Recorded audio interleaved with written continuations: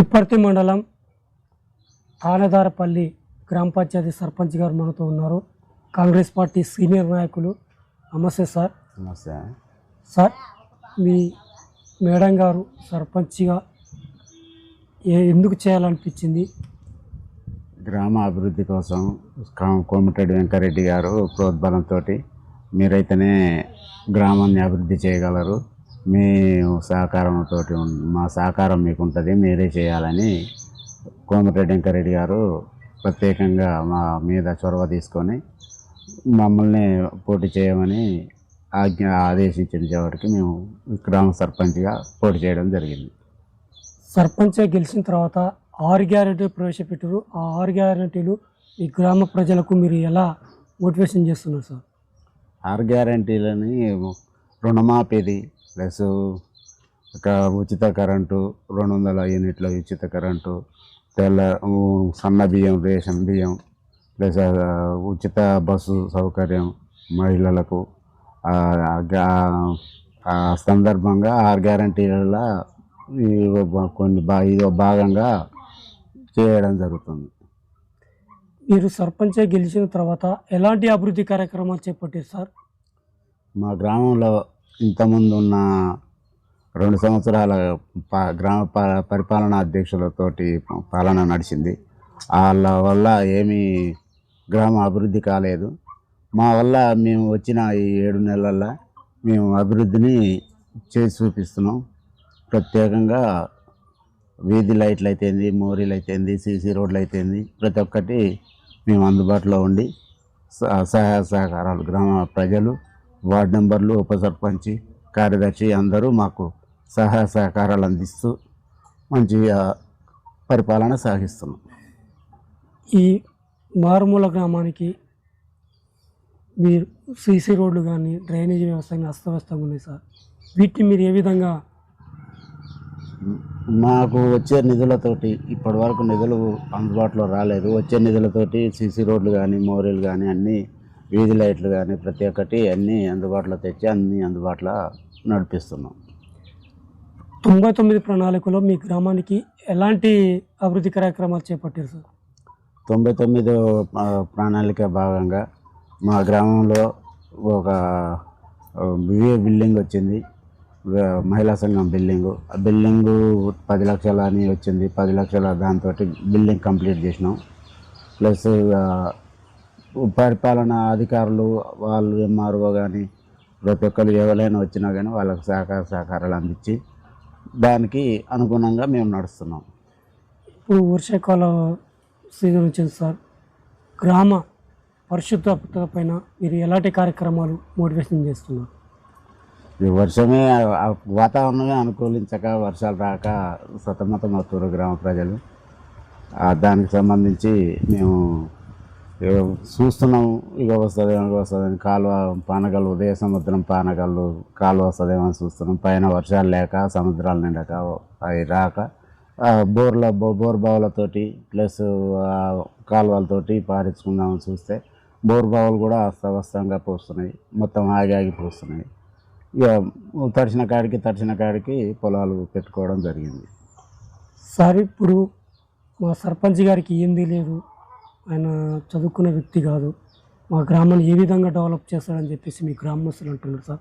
దీనిపైన సర్పంచ్కి ఎందుకు తెలియదు? అన్నీ తెలుసు, కాకపోతే మాట్లాడిన టాకింగ్ పవర్ రాక ఆమెకు అన్నీ తెలుసు, అన్నీ మాట్లాడుతుంది, అన్నీ చేస్తుంది. కానీ కాకపోతే స్టేజ్ ఫికరు టాకింగ్ పవర్ లేక ఆమె మాట్లాడలేకపోతుంది అంతే సార్. ముఖ్యంగా కోతుల బెడద, కుక్కల బెడద ఉంది. అవును, వీటిపైన మీరు ఎలాంటి చర్యలు తీసుకుంటున్నాం? కోతులను పట్టేయడానికి ప్రతి కోతికి చిన్నపిల్లకైనా పెద్దదానికైనా 500-600 అని మాట్లాడినాం. ఇంకా అది వాళ్ళు డిసైడ్ కాలేదు. వస్తామని రోజు వస్తుండ్రు. కుక్కల బెడద అంటే కుక్కల్ని తీసుకుపోయి మొన్ననే కలెక్టర్ గారి మీటింగ్ తోటి మొత్తం తీసుకుపోయి వాటిని మనం మామూలుగా ఆపరేషన్ కాక చేసినట్టు చేసి అసలు సంతతి అనేది పెరగకుండా చేస్తామని అధికారులు మాట ఇచ్చారు. ఆ సంతతి పెరగకుండా చేయడానికి వాళ్ళు ఏం చేసినా దానికి మేము సహకారంగా ఉంటాం. సార్, గత ప్రభుత్వంలో ధరణి తీసుకొచ్చారు, ఇప్పుడు భూభారతాన్ని కాంగ్రెస్ పార్టీ తీసుకొచ్చింది సార్. దీనిపైన రైతులకు న్యాయం జరుగుతుంది అంటారా? భూభారతి వల్ల అందరి రైతులకు అందరికీ సహాయ సహకారాలు అందుతున్నాయి.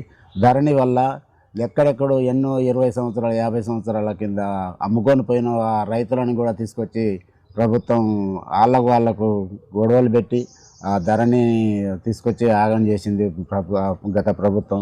ఇప్పుడు భూభారతి వల్ల ప్రతి ఒక్క రైతుకు సేఫ్గా జరుగుతున్నది. సార్, రైతులు యూరియా కొరత ఉంది, వీటిపైన రైతులు చాలా ఆందోళనలు చెందుతారు. ఈ యాప్ డబుల్ అర్థం కాక వారికి మీరు ఎలాంటి మోటివేషన్ అందిస్తున్నారు సార్? యూరియా యాప్ మామూలుగా తెలిసిన వాళ్ళు ఉన్నారు, తెలిసిన వాళ్ళతోటి యాప్ బుక్ చేయడం జరుగుతుంది. ఆ యూరియా కూడా ఇప్పుడు స్టాక్ బాగా అందుబాటులో ఉన్నది. ఆ యూరియా కూడా యాప్ని డౌన్లోడ్ చేసుకోవడం అందడం జరుగుతుంది. అది కాకపోతే కొంచెం తెలియని రైతులకు ఇబ్బందిగానే ఉంది. ఆ యాప్ను తొలగించి యూరియా రైతులకు అందుబాటులో సరఫరా చేయాలని గవర్నమెంట్ని కానీ అందరినీ సహాయ సహకారాలు అడుగుతున్నాం. సార్, ఇప్పుడు గ్రామస్తులు డ్రైనేజ్ వ్యవస్థ లేదు, ఇంకుడు గుంటలకు కావాలని చెప్పేసి కొంతమంది ప్రజలు మాట్లాడుతున్నారు సార్. వాటిని మీరు ఏ విధంగా మోటివేషన్ చెబుతున్నారు? ఇంకుడు గుంతల కోసం ఉపాధి హామీ పథకం కింద ఇంకుడు గుంతలు ఇస్తామని మొన్ననే మన ఎంపీడీఓ గారు కానీ ఎంఆర్ఓ కానీ అందరూ చెప్పారు మొన్ననే. దానికోసం ఏదైనా చేసి ఇంకుడు గుంతలు నీళ్లు మోరీలల్లో పోకుండా ప్రతి ఒక్క ఇంటికి ఇంకుడు గుంత అందుబాటులో తెచ్చి ఆ ఇంకుడు గుంతను చేసి భూగర్భ జలాలు పెరిగేటట్టుగా చేసే బాధ్యత మేము సర్పంచ్గా తీసుకుంటాం. ఉపాధి హామీ పనులలో కొంతమంది ఐస్ పడక, కొందరు ఫింగర్ పడక చాలా ఇబ్బందులు పడుతుంది సార్. వీటిపైన మీరు? అది వాస్తవమే. పొద్దుగాల 7 గంటలకు తీసుకుంటారు, ఐస్ తీసుకుంటారు. మళ్ళీ సాయంత్రం మధ్యాహ్నం 11-12కి మళ్ళీ ఐస్ రావాలంటే ఆ ఎండలో రాలేకపోతున్నాయి. చాలా అవస్థలు పడ్డారు ఉపాధి హామీ కూలీలు.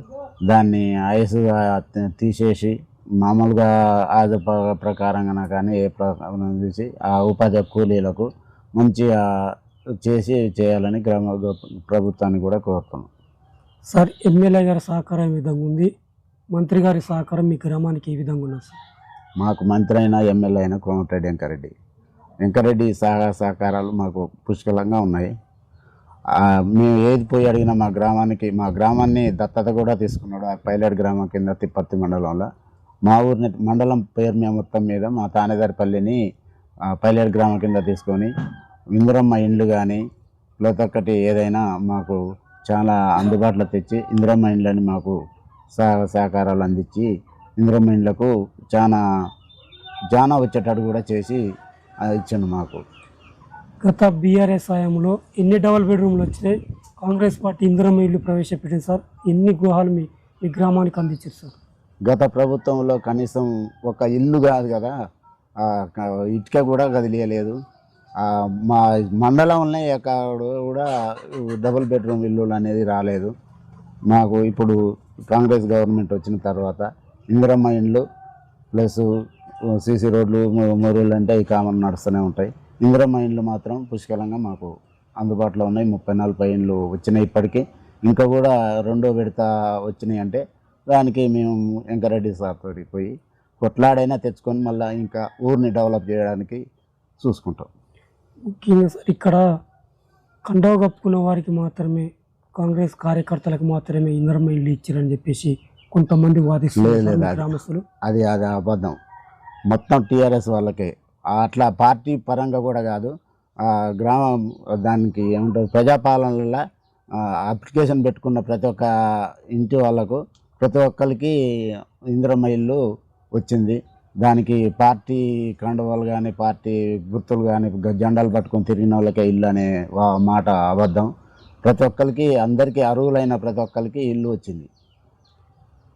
బీఆర్ఎస్ 9 ఏళ్ల పాలనలో ఇప్పుడు కాంగ్రెస్ అధికారంలోకి వచ్చింది. ఆ పాలనకి ఈ పాలనకు తేడా ఏంటి సార్? అసలు తేడా కనిపిస్తూనే ఉంది కదా సార్. ఇప్పుడు మహిళలకు ఉచిత బస్సు నడుస్తుంది. రేషన్ బియ్యం, సన్న బియ్యం ఇప్పుడు ఆఫీసర్లు తినే సన్న బియ్యం ఇస్తున్నాము. ప్రతి ఒక్కటి పోయిన గత ప్రభుత్వానికి ఈ ప్రభుత్వానికి చాలా తేడా అనిపిస్తూనే ఉంది. ఏ ఏ ఊరికి లేని ఇండ్లు మొత్తం అన్ని ఊర్లల్లో అన్ని ఇండ్లు ఇస్తున్నారు. అది తేడానే. గత ప్రభుత్వంలో ఒక్క ఇల్లుకు ఒక రేషన్ కార్డు కూడా ఇవ్వలేదు. ఇప్పుడు మా గవర్నమెంట్లో రేషన్ కార్డులు ఇచ్చారు, సన్న బియ్యం ఇస్తారు, ఇందిరమ్మ ఇండ్లు ఇస్తారు. ఇంతకంటే తేడా ఇంకేమో పడుతుంది ప్రజలలో. సార్ మీ గ్రామ భద్రత కొరకు సీసీ రోడ్లు కానీ మహిళల భద్రత కొరకు మీరు ఎలాంటి ప్రణాళిక చేస్తారు?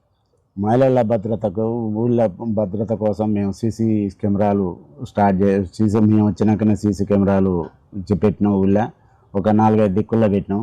సీసీ కెమెరాల నిఘాల ఎవరు కూడా ఏ అగాత్యానికి కానీ ఏ దొంగతనాలు కానీ ఏ దానికి కూడా దానికి ఆస్కారం లేకుండా మేము మంచి సీసీ కెమెరాలతోటి పోలీసు వారి సహకారంతో మంచిగా ఊరిని డెవలప్ చేసుకోగలుగుతున్నాం.